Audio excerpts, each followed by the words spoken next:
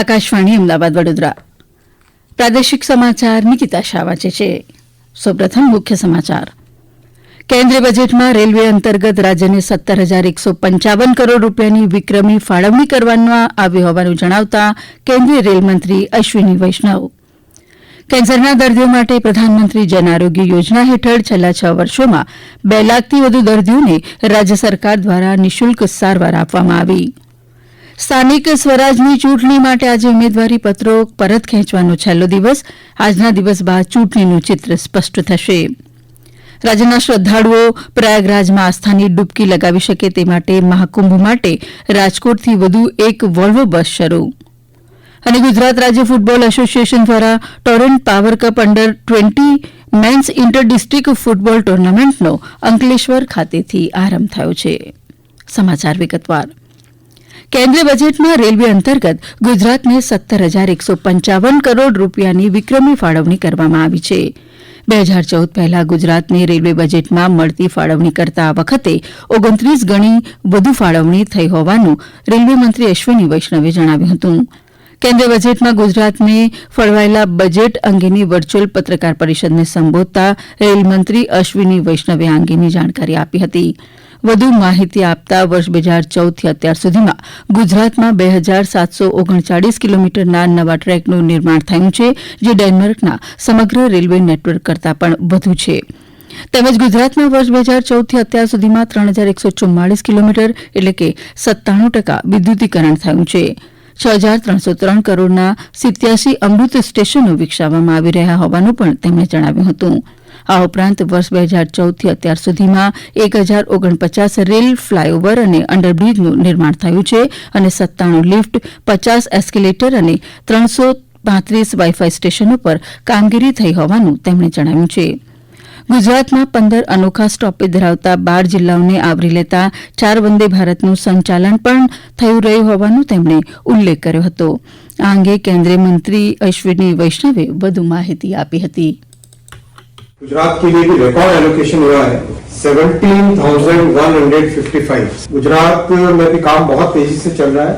2014 के बाद में 2,700 किलोमीटर के नए रेलवे ट्रैक बने, जो कि डेनमार्क जैसे एक समृद्ध देश के रेलवे नेटवर्क से भी ज्यादा है. 87 स्टेशन को नया बनाया जा रहा है. ગુજરાત વેપારી મહામંડળ દ્વારા અમદાવાદમાં નાણાકીય બિલ 2025ના અલગ અલગ પાસાઓની સમજ આપતો એક પરિસંવાદ યોજાયો હતો. અમદાવાદના શાહીબાગ સ્થિત સરદાર પટેલ રાષ્ટ્રીય સ્મારક ખાતે યોજાયેલા પરિસંવાદમાં કરવેરા અંગેની નવી જાહેરાતોની વિસ્તૃત સમજ કરવેરા નિષ્ણાતો દ્વારા આપવામાં આવી હતી, જેમાં વિવિધ ચેરિટેબલ ટ્રસ્ટના સંચાલન તેમજ વિલીનીકરણને અસર કરતા કાયદાકીય માળખા પર પ્રકાશ પાડવામાં આવ્યો હતો. કરવેરા નિષ્ણાતોએ વિવિધ ઇન્કમટેક્સ કરદાતાઓને લાભદાયી સાબિત થનાર આવકવેરાના કરના માળખામાં કરવામાં આવેલા ફેરફાર વિશે પણ વાત કરી હતી. તેમજ 4 વર્ષ સુધી મોડિફાઈડ રિટર્ન ફાઇલ કરવા બાબતે ઉપલબ્ધ વિવિધ રાહતનો ઉલ્લેખ કર્યો હતો. કેન્દ્રીય અંદાજપત્રને વેપાર, ઉદ્યોગ અને આર્થિક જગત સાથે સંકળાયેલા કચ્છના અગ્રણીઓ તરફથી આવકાર મળી રહ્યો છે. કચ્છના મોટા, મધ્યમ અને નાના ઉદ્યોગના અગ્રણી સંગઠન ફેડરેશન ઓફ કચ્છ ઇન્ડસ્ટ્રીઝ એસોસિએશનના મેનેજિંગ ડિરેક્ટર નિમિષ ફડકેએ કેન્દ્રીય નાણામંત્રી રજૂ કરેલા અંદાજપત્રને 2047ના વિકસિત ભારત માટેના રોડમેપ તરફ લઈ જનારું બજેટ ગણાવ્યું હતું. પર્ટિક્યુલર ઇન્ડસ્ટ્રીઝની વાત કરીએ તો મેન્યુફેક્ચરિંગ જે છે એને પુશ કરવા માટે, રિફોર્મ્સને પુશ કરવા માટે અને કેપેક્સમાં ઇન્વેસ્ટમેન્ટ જે છે એને વધારવા માટે, ગવર્મેન્ટ અને પ્રાઇવેટ ઇન્વેસ્ટમેન્ટ વધારવા માટે આ એક બહુ મોટો પુશ આ બજેટથી મળશે. એમએસએમઈ સેક્ટર માટે જે ઇન્વેસ્ટમેન્ટ અને ટર્નઓવરની જે મર્યાદા હતી એ ડબલ અને અઢી ગણી કરવામાં આવી છે. ગ્રીન એનર્જી અને બ્લેક એનર્જી એટલે કે થર્મલ પાવર એ બંનેનું મેન્યુફેક્ચરિંગ ખાસું થાય છે. એના કારણે અહીંની જે પાવર જનરેશન કંપની છે એની ફિનાન્શિયલ હેલ્થ છે એ ખાસી ઇમ્પ્રુવ થશે. આજે વિશ્વ કેન્સર દિવસ છે. કેન્સરની સારવાર નિદાન માટે રાજ્ય સરકાર પ્રતિબદ્ધતા સાથે સશક્ત પ્રયાસો કરી રહી છે.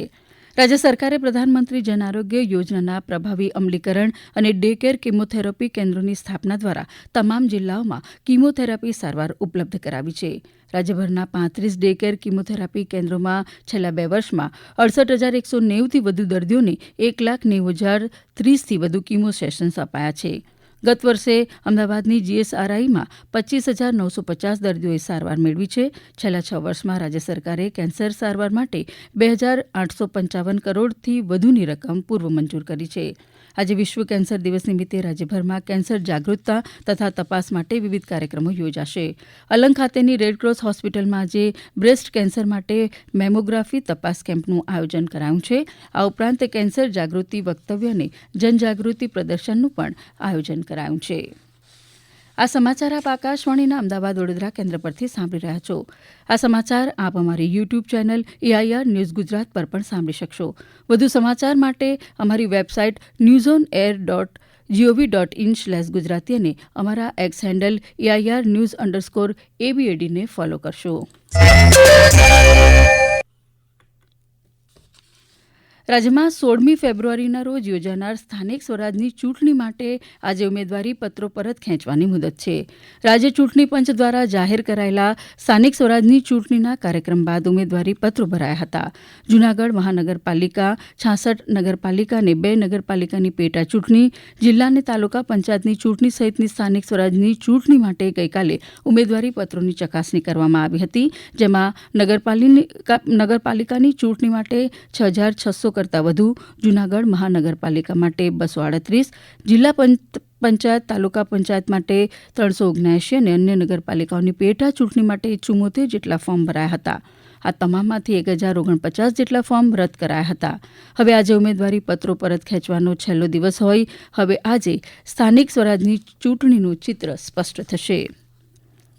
ગુજરાતના શ્રદ્ધાળુઓને પ્રયાગરાજ મહાકુંભમાં આસ્થાની પવિત્ર ડૂબકી લગાવી શકે તે માટે મુખ્યમંત્રી ભૂપેન્દ્ર પટેલના માર્ગદર્શનમાં રાજ્ય સરકાર દ્વારા ગુજરાત ટુરિઝમ વિભાગ અને GSRTCના સંયુક્ત પ્રયાસ સ્વરૂપે ગત 27 જાન્યુઆરીથી અમદાવાદથી પ્રયાગરાજ વોલ્વો બસ સેવાનો પ્રારંભ કરવામાં આવ્યો હતો. રાજ્યના અન્ય શહેરોના શ્રદ્ધાળુઓની માંગને ધ્યાને લેતા રાજ્ય સરકાર દ્વારા આજથી અમદાવાદ સહિત નવીન 5 વોલ્વો બસ શરૂ કરવામાં આવશે. જેમાં અમદાવાદથી વધુ 1, સુરતથી 2, વડોદરાથી 1 અને રાજકોટથી 1 બસનો સમાવેશ થાય છે. આ વોલ્વો બસમાં એક સુપરવાઇઝર પણ ઉપલબ્ધ હશે. આ અંગે એસટી વિભાગના નિયામક JB કરોત્રાએ વધુ માહિતી આપી. પ્રયાગરાજ જવા માટે દરરોજ એક એસી વોલ્વો સીટર બસ છે એ મળી રહેશે. 48 સીટિંગ કેપેસિટીની આપણી બસ છે અને આપણે રાજકોટથી પ્રયાગરાજ અને પ્રયાગરાજથી પરત રાજકોટ સુધી આવવા માટે એક વ્યક્તિના 8,800 રૂપિયા છે એ ટિકિટ રાખવામાં આવેલી છે. અમારા એક સુપરવાઇઝર પણ સાથે હશે જેથી મુસાફરોને કોઈ પણ પ્રકારની જાણકારી જોતી હોય તો એ એમને આપી શકશે. અમરેલીમાં શરૂ કરાયેલી ખેતી હોસ્પિટલે રાજ્યભરના ખેડૂતોનું ધ્યાન આકર્ષિત કર્યું છે. આણંદ એગ્રીકલ્ચર યુનિવર્સિટીમાં અભ્યાસ કરનાર મૌલિક કોટડિયાએ આ ખેતી હોસ્પિટલ શરૂ કરી છે. આ હોસ્પિટલ દ્વારા જમીન ચકાસણી, અળસિયાનું ખાતર, ગાર્ડન કિચન, મધ, કાચરી ગાય, ગોબરની તમામ સિસ્ટમ, ગૌમૂત્ર અંગે તમામ માર્ગદર્શન આપવામાં આવી રહ્યું છે. ખેડૂત સારું ઉત્પાદન લઈ શકે અને હોસ્પિટલ દ્વારા અપાયેલા માર્ગદર્શન અનુસાર જમીનમાં સુધારો કરી ખેડૂતો સારું આર્થિક ઉપાર્જન મેળવી શકે તેવો ખેતી હોસ્પિટલનો આશય હોવાનું મૌલિક કોટડિયાએ જણાવ્યું હતું. ખેતીનું દવાખાનું એવી એક મારી ફર્મથી મેં એક ચાલુ કરેલું છે. એ ચાલુ કરવાનું મુખ્ય કારણ જે છે કે ભાઈ ખેડૂતો અત્યારે પાકની અંદર અને કોઈ પણ વસ્તુ વાવવાની અંદર પુષ્કળ પ્રમાણમાં ખર્ચો કરી નાખે છે અને સામે એમને ઉત્પાદન નથી મળતું. તો ઈ કેમ નથી મળતું અને ખેડૂતો મૂંઝાઈને ખેતીમાંથી નાસીપાસ થતા જાય છે. તો ઈ શું કરવાને નાસીપાસ થાય છે, એમની પાસે શું એવો અભાવ છે કે જેના લીધે એ નાસીપાસ થવું પડે છે. તો એના માટેનો મેં એક પ્રયાસ કર્યો છે. ખેતીનું ગુજરાત સ્ટેટ ફૂટબોલ એસોસિએશન દ્વારા આયોજિત Torrent power cup under twenty men's inter district football ટુર્નામેન્ટનો આરંભ થયો છે. અંકલેશ્વર ખાતે શરૂ થયેલી આ ટુર્નામેન્ટ 15મી ફેબ્રુઆરી સુધી રમાશે. ગુજરાતના 22 જિલ્લાની ટીમો ભાગ લઈ રહી છે. આ ટુર્નામેન્ટમાંથી ગુજરાતની નેશનલમાં રમવા જવાની ટીમની પસંદગી કરવામાં આવશે. આજે 3 મેચ રમાડવામાં આવશે, જેમાં ભરૂચ, રાજકોટ, અમદાવાદ, ગીર સોમનાથ અને નવસારી, સાબરકાંઠાની ટીમો વચ્ચે મેચ રમાશે. અંતમાં મુખ્ય સમાચાર ફરી એકવાર. કેન્દ્રીય બજેટમાં રેલવે અંતર્ગત રાજ્યને 17,155 કરોડ રૂપિયાની વિક્રમી ફાળવણી કરવામાં આવી હોવાનું જણાવતા કેન્દ્રીય રેલમંત્રી અશ્વિની વૈષ્ણવ કેન્સરના દર્દીઓ માટે પ્રધાનમંત્રી જન આરોગ્ય યોજના હેઠળ છેલ્લા 6 વર્ષોમાં 2 લાખથી વધુ દર્દીઓને રાજ્ય સરકાર દ્વારા નિઃશુલ્ક સારવાર આપવામાં આવી. અને સ્થાનિક સ્વરાજની ચૂંટણી માટે આજે ઉમેદવારી પત્રો પરત ખેંચવાનો છેલ્લો દિવસ.